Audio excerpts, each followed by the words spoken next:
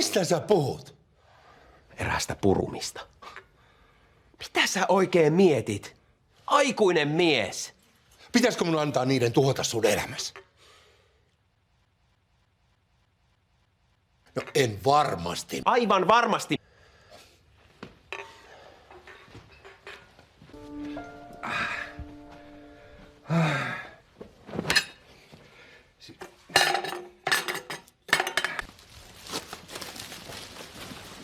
Menkääs valitsee itsellenne huoneet. Jes, ei tarvi olla enää sunkaan samassa. Ehkä tääkään paskettu. Mattias, kiroile.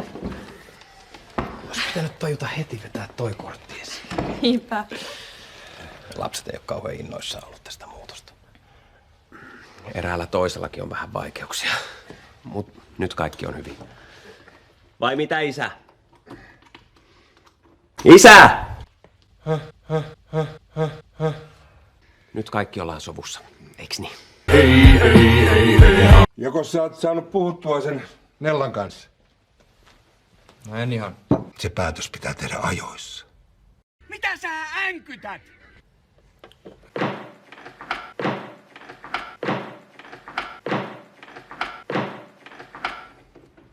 Kukas siellä mätelää? Tää kuulosti ihan Tale ja Sanni ovelta. Niin taisit siemisten. Onneksi meillä on tää Sannin vara-avain. Ja tämä.